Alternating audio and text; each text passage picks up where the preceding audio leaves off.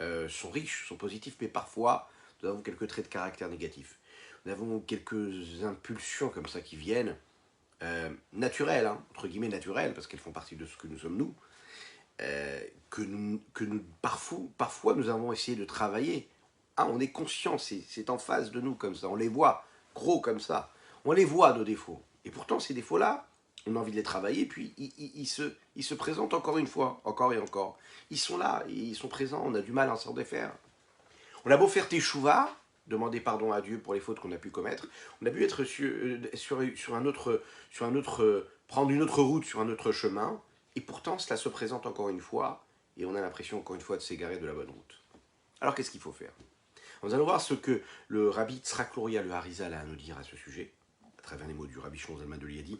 Nous allons voir également ce que Nachmanide, le Ramban, a à nous dire à ce sujet, en se basant sur ce que Iyov, le grand Iyov, qui lui a souffert, qui a tellement souffert sur terre, qui a su ce que voulait dire cette notion-là de Teshuva, de retour vers Dieu, et qui a su aussi, et qui a vécu dans son corps, dans sa chair, dans son âme, dans son cœur, ce que voulaient dire les souffrances et les difficultés et les épreuves. Oui, on a aussi, nous aussi, nos épreuves que Kadosh Baruch Hu nous envoie. Ce que l'on espère, c'est qu'on n'ait jamais à vivre d'épreuves, que Dieu nous en préserve, qu'on n'ait que des choses positives à vivre. Mais pourtant, on sait que parfois on a des petites souffrances ou des grandes, il y a des épreuves, les épreuves font partie de la vie, elles font partie de l'existence. Ces épreuves-là, c'est elles qui définissent la bonté d'Akadosh Baruch Hu. C'est curieux, c'est ce que nous appelons la bonté qu'il y a dans la rigueur. Ça fait partie du processus. Ça nous paraît négatif, ça nous paraît difficile, mais ce sont des épreuves qui nous apparaissent comme difficiles. Et elles sont difficiles. C'est du réel, concrètement. Mais c'est de la bonté. C'est ce que nous allons voir ici. Ces difficultés-là, ces épreuves-là, elles sont là pour nettoyer les fautes qu'on a pu commettre. Vous savez, c'est un petit peu comme un papa qui va corriger son fils qui fait une bêtise. Alors l'enfant, tout de suite, qu'est-ce qu'il voit? Il voit que son père l'a corrigé tout de suite. Il ne supporte pas cette correction-là. Il va prendre ça parfois même comme une vexation. Il aura du mal à interpréter ce qui s'est passé là maintenant. Il a fait une erreur, son père l'a corrigé.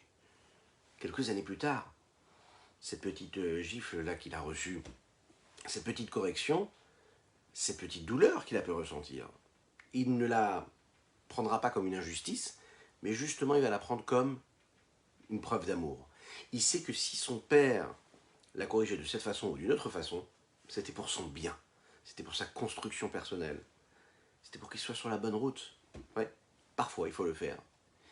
On ne comprend pas tout, mais ça même que cet enfant reçoit une correction, ce n'est pas de la rigueur, c'est de la bonté qui est maquillée, qui a une apparence de rigueur. Elle a une apparence de rigueur parce que concrètement elle est vécue comme telle, mais c'est de la bonté parce que le message profond de ce geste-là, de cette épreuve-là, c'est la bonté de Dieu.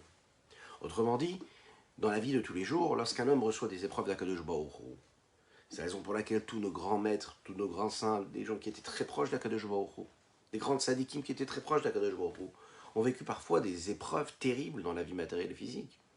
C'est des gens qui ont donné leur vie pour Dieu, et pourtant ils ont vécu des souffrances. Pourtant, la vie n'était pas facile. Pourtant, la vie ici-bas sur Terre, leur vie sociale, leur vie affective, leur vie financière, matérielle, physique, leur vie tout court, à travers l'histoire du peuple juif. On a, il y a quelques jours, il y a 2 jours, c'était le Haftet Tammuz, le 29 du mois de Tammuz, c'est la Iloula de Rashi. Vous imaginez ce que c'est Rashi? Qui pourrait imaginer étudier la Torah, que ce soit la Torah, le Chumash, la Bible, avant, sans les commentaires de Rashi? Qui pourrait imaginer étudier le Talmud sans Rashi? Qui n'a pas, depuis son âge tendre, hein, et puis, même ceux qui ont abordé l'étude un petit peu plus tard dans leur vie, imaginez l'étude de la Gemara du Talmud sans Rashi. Une sommité. Hein. Alors, imaginez, Rashi, il a vécu toutes ces souffrances. Il a vécu en France, il a vécu ce que c'était les croisés, les souffrances du peuple juif. Des gens qui vivaient que dans la sainteté, que dans la pureté.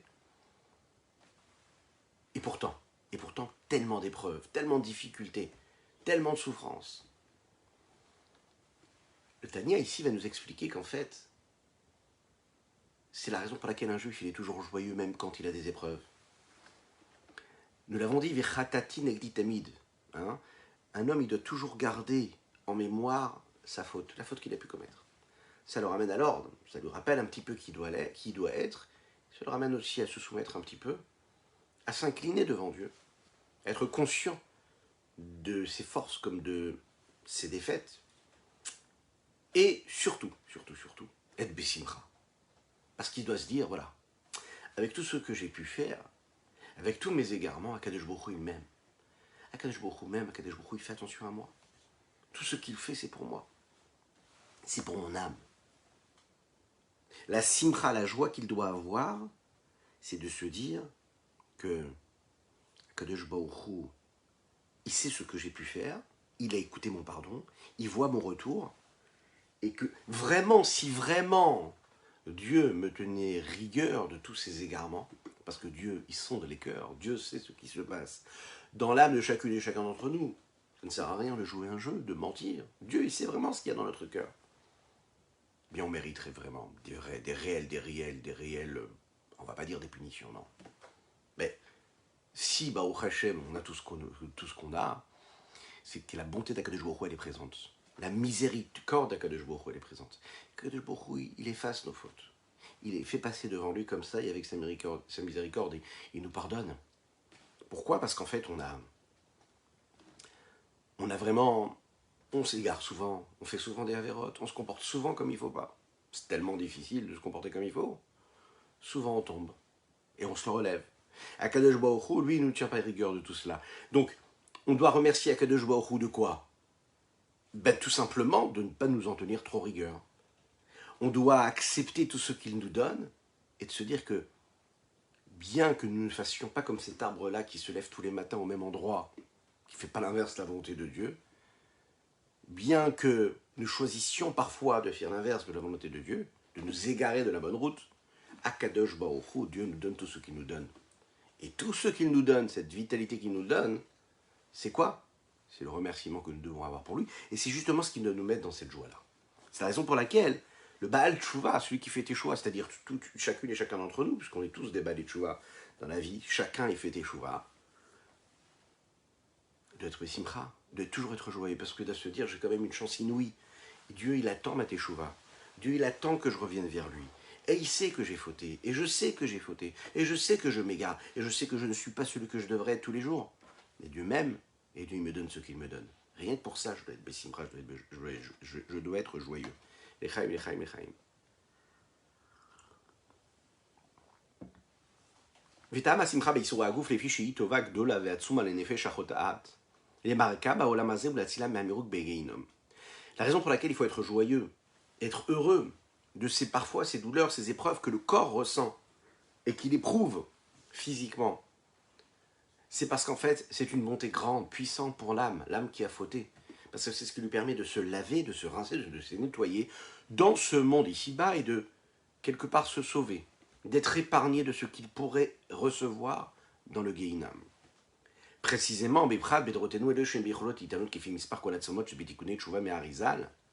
précisément dans notre génération à nous, ou comme le Rabbi Shneur Zalman nous l'a dit déjà, nous n'avons pas la possibilité de jeûner tous ces jeunes qui sont là pour réparer les fautes qu'on a pu commettre. Comme le Harizal, le Rabbi Yitzhak Luria, la Kabbalah nous le dit, qu'il y a parfois des jeûnes, un chiffre spécifique pour chaque faute qu'on a pu commettre, qui est là pour nettoyer, rincer, laver cette âme-là, et pour lui épargner le Gehinam. Comme l'a écrit le Ramban Nachmanide dans son introduction à l'explication du Sefer Iyov. Il dit comme ça, chez Afilou Isurim, même, vous savez, les difficultés, les douleurs, toutes ces épreuves qu'un homme il peut recevoir, c'est-à-dire les épreuves que Iyov il a reçues. Vous savez que Iyov, pendant plus de 70 ans, il a vécu ces épreuves-là. Imaginez un petit peu ce que ça veut dire. Des épreuves, des douleurs. Et même si pendant 70 ans il les a reçues, donc imaginez ce qu'on est en train de nous dire ici. 70 années de douleur que Iyov il a reçues sur terre. Terrible. Ça n'est rien comparé à une heure de Gehinam. Imaginez un petit peu ce que ça veut dire. Pourquoi? Parce que les Chachamim me disent comme ça. Qui? Esh Echad Mishishin. C'est très technique. Les Chachamim nous disent comme ça, nos sages nous disent que le feu, c'est un soixantième. Un soixantième de quoi? Un soixantième du Gehinam. Lorsqu'un homme, par exemple, se blesse, d'accord, il se brûle, une petite brûlure, ce qu'on souhaite à personne, une petite brûlure. Et bien à ce moment-là, il faut savoir que cette petite brûlure-là, c'est un soixantième de ce que l'âme ressent quand elle est dans le Gehinam. Maintenant, quand une personne, malheureusement, se brûle, mais vraiment de manière très dangereuse et très douloureuse, ici-bas sur Terre, il faut savoir que ça n'est encore une fois rien, ce n'est qu'un soixantième de ce qu'elle pourrait recevoir l'âme dans le Gehinam. La question qu'on se pose ici, c'est pourquoi est-ce qu'il y a toutes ces souffrances? C'est un peu comme le salaire. On sait que le salaire, il n'a aucun rapport avec le monde dans lequel nous vivons. Le salaire qu'on a quand on accomplit quelque chose de bien, une bonne mitzvah, ce salaire que nous recevons dans le monde futur, dans ce monde supérieur-là, ce monde spirituel-là, n'a aucun rapport avec ce que nous pouvons recevoir dans ce monde matériel. Alors il faut l'expliquer, parce que les souffrances du corps ont une limite. Pourquoi? Parce que le corps est limité. Il peut souffrir, mais il y a des limites à ses souffrances. Il ne peut pas encaisser plus qu'il ne peut. De manière physiologique, on sait qu'il y a une limite à la souffrance. Pourquoi? Parce que au-delà de ces limites-là, le corps ne ressent plus de souffrance. Donc, il faut savoir que de l'autre côté, dans tout ce qui concerne le plaisir, les sensations que le corps peut ressentir, il y a aussi une forme de limite qui est ressentie face au plaisir. Ça veut dire que il y a un moment où en réalité, quand on atteint un certain niveau de plaisir, de désir, de passion, on arrive à une forme de limite. Et quand on arrive à cette forme de limite, et bien à ce moment-là, ce désir-là et ce plaisir-là s'amoindrit. En fait, le corps, on pourrait dire qu'il est doté de cette... il a un système comme ça qui va auto-limiter quelque part ce qu'il est capable de ressentir, que ce soit les souffrances, que ce soit les douleurs, ou que ce soit même les plaisirs. Ou sinon, le corps ne pourrait pas supporter cela. De l'autre côté, lorsque l'âme elle-même va quitter ce corps-là, ici-bas, physique, et qu'elle quitte ce corps, donc les limites, et bien là, elle n'a plus de limites. Elle n'a plus de limites, que ce soit dans les plaisirs, ou que ce soit dans les douleurs. Dans les deux extrêmes, en fait, elle touche l'infini, l'âme. Et puisqu'elle touche l'infini, donc il n'y a pas de limite au plaisir de se retrouver près de Dieu, de profiter de la présence de Dieu dans le monde futur. Mais d'un autre côté aussi, les douleurs sont beaucoup plus fortes, beaucoup plus puissantes, puisque les douleurs-là et les souffrances sont aussi illimitées. Que Dieu nous en préserve. La question qu'on pourrait se poser ici, c'est pourquoi est-ce que ce peu-là que l'on peut saisir, supporter ici-bas dans ce monde-là, que ce soit notre capacité à encaisser les douleurs, Hasvé Shalom, que ce soit notre capacité à encaisser et à supporter et à recevoir les salaires que Dieu veut nous donner. Pourquoi est-ce que dans les mondes futurs, dans les mondes supérieurs, c'est incomparable? Pourquoi est-ce qu'il y en aurait plus là-haut qu'ici-bas? Pourquoi est-ce que quand un homme, par exemple, a une douleur dedans, ce qu'on souhaite à personne, c'est considéré comme une douleur qui va aider son âme à se nettoyer des fautes qu'il a pu commettre? Et pourquoi est-ce que quand un homme a une souffrance a priori qui n'a aucun rapport avec la faute qu'il a pu commettre, pourquoi est-ce que ça a un rapport avec ce qu'il a pu commettre ou pas comme Avéra? Pourquoi ça l'épargne de ce qu'il va se passer dans son monde futur? C'est un petit peu une chance, c'est un petit peu quelque part que Desh Baruch Hu nous donne. Oui, il nous donne quelque part l'occasion de se nettoyer petit à petit à travers ces difficultés-là. Alors, le Rabbi Shlomo Zalman nous donne ici tout de suite la réponse. Il nous dit, vous savez qu'Akadosh Baruch Hu le dit ici dans les mots de David Amelech, dans les Télim, on dit Olam Chesed Ibané. Dieu, il a créé un monde de bonté. Ce qui l'intéresse, c'est la bonté. Comment on le sait? Vous savez comment on le sait? C'est que souvent les gens, c'est l'inverse qu'ils veulent faire. Le monde n'est pas bon en soi. Naturellement, l'homme, quand il se lève le matin, il n'a pas souvent envie d'être bon. Si, il a envie d'être bon avec lui-même. Si on regarde vraiment, si on sonde vraiment là, mais on va rechercher ce qui se passe dans le narcissisme et l'égocentrisme de chacun. Souvent, c'est ce qui se passe. Ça ne veut pas dire qu'il ne faut pas continuer. Ouais, il faut essayer toujours d'être bon, même si on sent que c'est pour nous. Mais souvent, on est tourné vers soi. Mais Dieu, il a voulu créer un monde qui est chesed, qui est basé sur la bonté.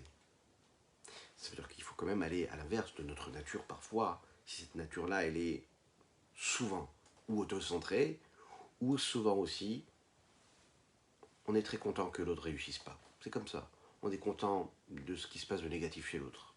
On veut être bien nous, mais les autres, c'est pas grave. C'est la rigueur qu'il y a. L'homme, il a tendance comme ça, c'est comme un enfant. J'ai déjà vu un enfant qui regarde, qui est en train de s'amuser avec ses copains. Souvent, un enfant, il va prendre ce que l'autre il a. Il ne supporte pas que l'autre ait. Hein, la nature, elle est comme ça. Ah, on a déjà eu on a bien étudié ces sujets-là dans la série des traits de caractère. C'est le but. Dieu nous a créés avec ce libre arbitre afin que justement nous puissions créer, générer de la bonté. Qu'on ait ce libre arbitre. C'est le but du jeu. Dieu, quoi qu'il en soit, Olam Chesed Ibané, il a voulu créer un monde qui est un monde de bonté. Et il précise ici, il dit, et là les fiches Olam Azeh Chesed Ibané, ou Veisurin Kalim Ba Olam Azeh Nitzon Midin Kashim Shel Olam Abba. Puisque Dieu, il est bon, ce monde-là dans lequel nous vivons, il est constitué, il est construit à partir d'une essence de bonté.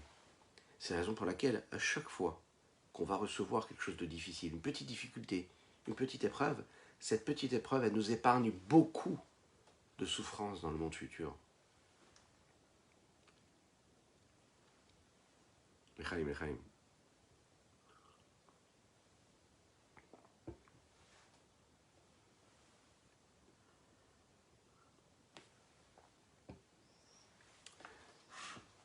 Le monde dans lequel nous vivons, c'est un monde qui est en pleine mutation. Il évolue, il bouge, il ne stagne pas, il ne reste jamais à sa place.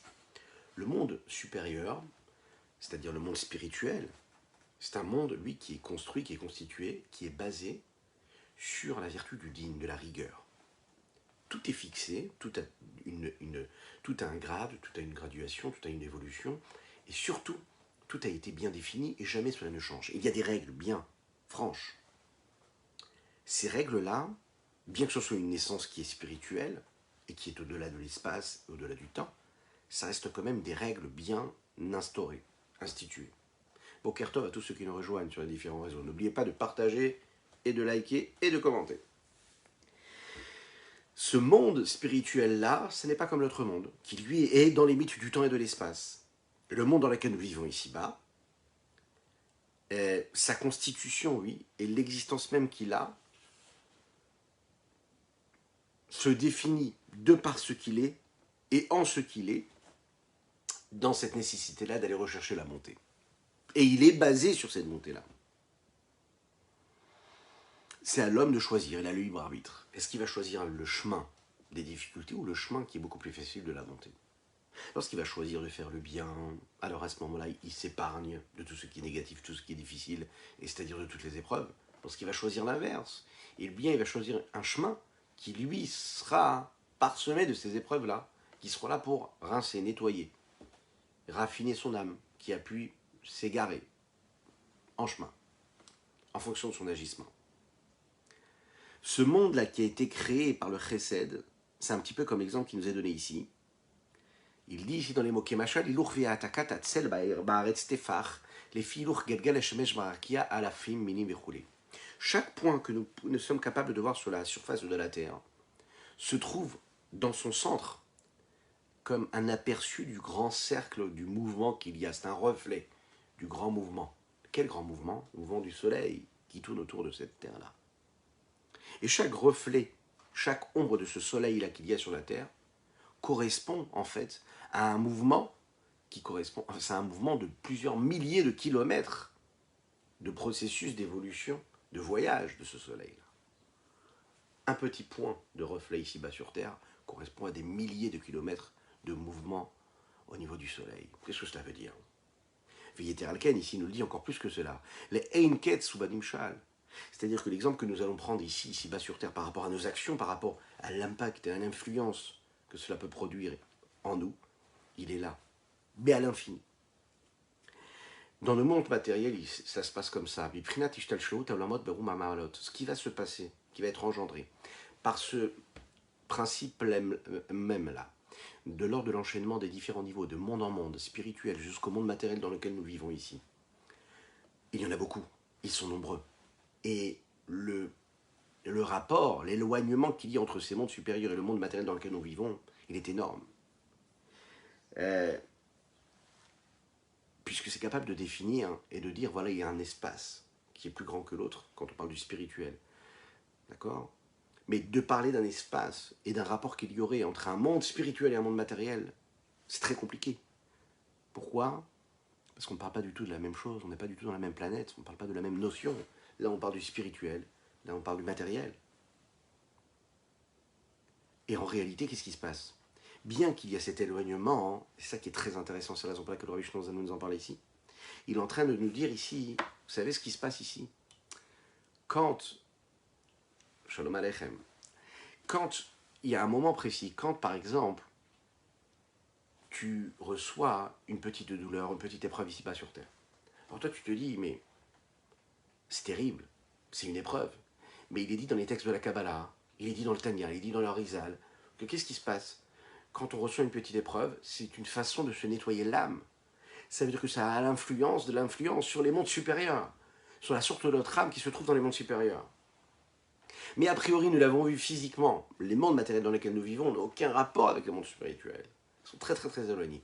Et pourtant, une petite épreuve ici-bas sur Terre, une petite souffrance ici-bas sur Terre, ça a de l'impact, ça a de l'influence sur les mondes supérieurs. Il y a un contact. Tout ce qui se passe dans ce monde-là, que ce soit des plaisirs, que ce soit quelque chose de positif, comme quelque chose de beaucoup plus difficile à ressentir, eh bien il faut le savoir, ça a de l'impact. Il y a un lien. Le rapport qu'il y a, cette échelle de valeur et de rapport qu'il y a entre les différents mondes, notre monde et les différents mondes spirituels, c'est quelque chose d'assez compliqué. C'est un système, c'est une machine qui se met en route qui est compliquée à comprendre. Mais il faut savoir que d'un certain sens, dans un certain niveau et à un certain niveau, il y a des contacts. Et en fait, c'est ce qu'un homme doit se dire quand, par exemple, il reçoit telle ou telle épreuve. C'est pas un hasard, enfin, c'est pas du tout le mot qui convient, qu'on voit que le Rabbi Shlomo Zalman, ici, c'est dans le 12e chapitre, c'est le dernier chapitre de ce petit traité de la Teshuvah, qui va parler de cette notion-là. Il nous rappelle à l'ordre, et en même temps, il nous montre la chance que nous avons, qu'Akadosh Baruch Hu nous donne, lorsque parfois il nous donne des épreuves à supporter. Il est dit comme ça dans le Zohar.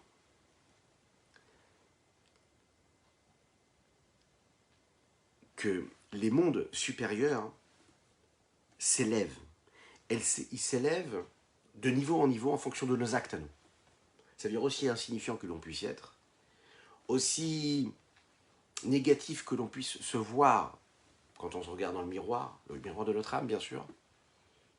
Akadosh Baruch Hu est en train de nous dire dans ces mots-là que nos actes ont une incidence, ont une influence sur le monde supérieur. Imaginez un petit peu ce que ça veut dire.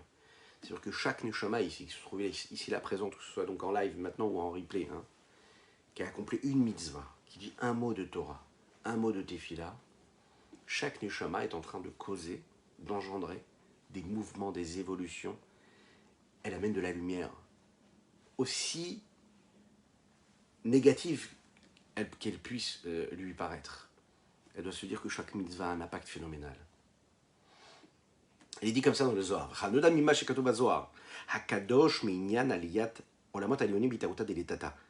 Ce qui est dit dans le Zohar, le Saint Zohar, au sujet de l'élévation des mondes supérieurs qui est suscité par le réveil du bas. Ça veut dire de ce qui se passe dans notre monde à nous. Quand on fait quelque chose ici bas sur Terre, on cause quelque chose dans les mondes en haut. Comment? On prend un exemple ici. Il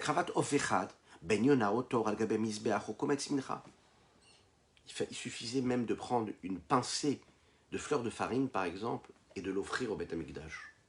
Il suffisait de prendre un petit oiseau, pour ceux qui n'avaient pas les moyens, pour demander pardon à Dieu, et de l'apporter comme offrande au Beth Amikdash. Il suffisait par exemple de prendre une petite colombe qui était posée sur le Beth Amikdash, au Mizbeach, sur l'autel. Rien que déjà un petit acte, matériel, physique, un petit geste. Ça avait une incidence, ça avait des conséquences phénoménales à l'infini dans les mondes supérieurs. C'est ce que nous dit le Zohar. Dans notre monde à nous, on n'y voit pas vraiment ce que cela cause.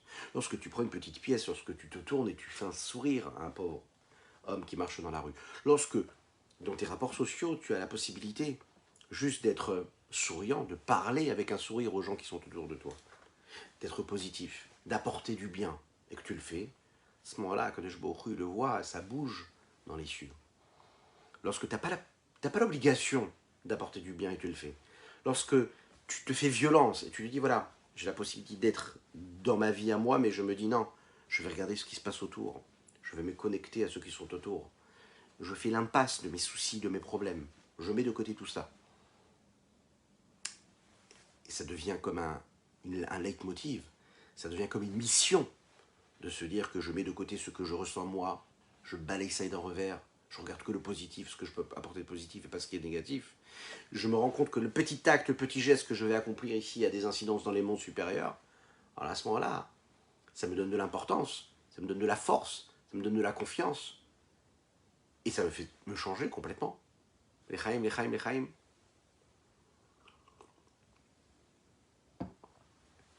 Un petit geste ici-bas, ça fait énorme, ça fait quelque chose d'énorme en haut. C'est ce qui se passe pour toutes les mitzvot. Le Zohar ici, il est en train de nous dire que chaque fois que tu vas faire attention, par exemple, à la mitzvah de tzitzit, à chaque fois que tu vas faire une attention aux mitzvahs que tu fais, quand tu prends un etrog pour faire la mitzvah du lulav et du etrog à Sukkot, quand tu vas faire attention à chaque petite chose que tu peux faire, ça a des conséquences phénoménales. C'est un petit geste ici-bas, mais c'est un grand pas pour l'humanité. Oui, petit pas ici, mais c'est un grand pas. Pourquoi? Parce que le monde évolue, tout le monde dans lequel on vit tous. Chaque neshama, chaque âme, mais aussi l'humanité tout entière en fait. Kanodam et Harizal, comme il est connu de ceux que dit le rabbi Tzrak Luria, le Harizal dans ses écrits, dans ce qu'il donne, en fait, dans les raisons qu'il donne à chaque mitzvah, pour nous donner l'importance que chaque mitzvah peut avoir. C'est ce qui se passe aussi du côté négatif, c'est-à-dire, en fonction de toutes les douleurs, les épreuves qu'un homme peut recevoir ici-bas sur Terre. Les petites épreuves, alors peut-être qu'elles sont des petites épreuves, parfois elles sont grandes, ces épreuves-là. Il faut savoir que là-haut aussi on souffre. Il est dit comme ça dans le texte du Talmud Sanhedrin, que quand un homme souffre ici-bas sur Terre, que Dieu nous en préserve, eh bien, là-haut aussi, dans les mondes supérieurs, on souffre. Dieu, il souffre de cela. Alors, vous allez me dire, mais pourquoi est-ce qu'il souffre? Puisque c'est lui qui nous a envoyé cette douleur-là. Alors, dans le processus, il fallait qu'il y ait cette douleur-là. On ne peut pas expliquer la raison de la gifle. Mais par contre, on peut être sûr que c'est Dieu qui veut cette gifle-là et que derrière cette gifle-là, il y a la bonté de Dieu. Ah, je ne peux pas l'expliquer. Ah, est-ce que je veux une gifle comme ça? Pas du tout. Je ne veux pas de gifle du tout. Je veux que de la bonté, que de la grâce et que de la miséricorde. Et pourtant, Akadosh Baruch Hu, il va décider que là, à ce moment-là, il faut que ça se passe de cette façon-là. C'est lui qui le décide ainsi. Il est dit comme ça dans le Chumash Vaikra. Et les Chachamim, les sages, expliquent ce passouk-là, ce verset. Vous devrez vous sanctifier, vous serez saints. Qu'est-ce que ça veut dire? A priori, on répète ici deux mots. Regardez ce que disent les textes ici, et regardez ce que dit le Talmud Yoma, que nous avons conclu il n'y a pas longtemps, dans le Dafayomi, pour ceux qui étudient Dafayomi. Hadam mekadesh atzmo me'at milemata, mekadeshin oto arbe milemala vechule. Un homme qui se sanctifie un peu ici-bas, il fait un petit effort, un petit geste. Là-haut, mekadeshin arbe oto arbe milemala. On le sanctifie beaucoup plus d'en haut. C'est-à-dire que tu as fait un petit investissement, tu t'es bougé un petit peu. Il est dit comme ça, Pitrouli petar, pardon. Pitrouli petar chichat shel tshuva kichuda shel machat, vani potach lachem petachim sheye agulot kraniot nechnosot bo. C'est dit comme ça dans le Midrash Rabbah de Shirachirim, ramené ici par le Rabbanim d'Even Israël. Lorsque tu ouvres à Dieu, lorsque tu t'ouvres à Dieu, tu fais tes chouvas, hein, et tu fais cette ouverture comme le chat d'une aiguille. Que Kadosh Baruch Hu, il va t'ouvrir comme les plus grandes portes qu'on serait capable d'ouvrir. Il va te donner tout ce qu'il peut te donner, c'est-à-dire l'infini, parce que toi, tu as fait ce petit effort-là. Un petit effort ici-bas, ça amène énormément depuis Akadosh Baruch Hu, puisque quand Dieu nous donne, il nous donne avec ses outils à lui, et Dieu est infini, Dieu est illimité. Donc on imagine que la Gdusha, la sainteté qu'il nous donne, elle est énorme. Donc il faut se sanctifier, c'est se détacher, c'est se séparer de sa norme physique, émotionnelle, intellectuelle. Se détacher, ne pas être soi, être mieux que soi. Pas se limiter à nos contraintes. Comme il est dit, vous vous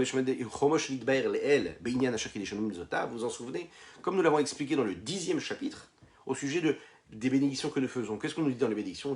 On demande à Kadosh Baruch Hu de se révéler, de se dévoiler, d'être une source de bénédiction pour nous.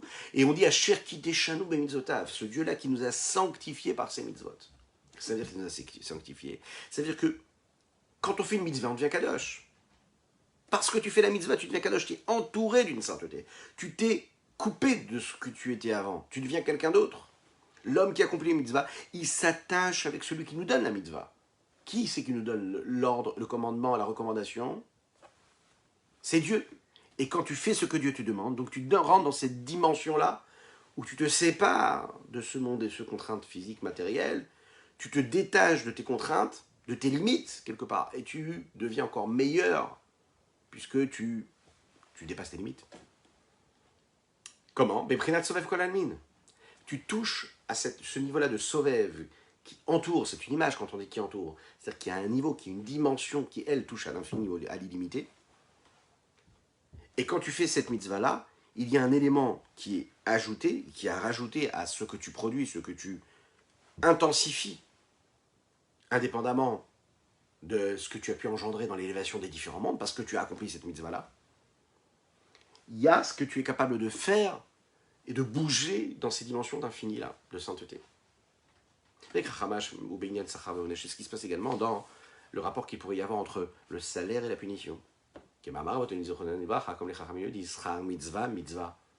est dit que le salaire de la mitzvah, c'est la mitzvah. Le salaire, la récompense d'une mitzvah que tu accomplis, c'est la mitzvah. Mais qu'est-ce que ça veut dire?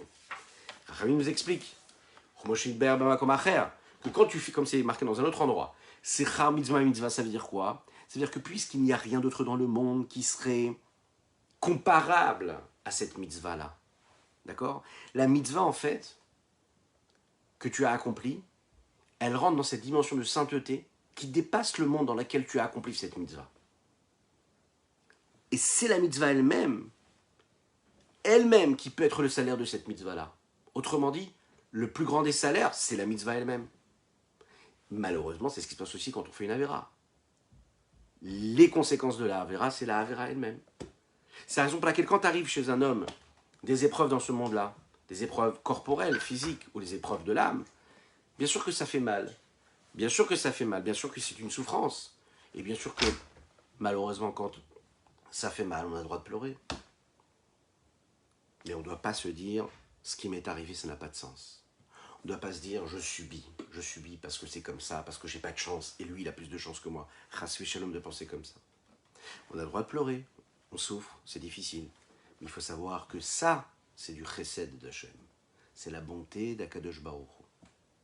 La meilleure façon, et la plus facile, la plus simple, qui n'a pas de comparaison, de réparer, de rincer, de nettoyer notre âme, ces petites douleurs, ces petites difficultés.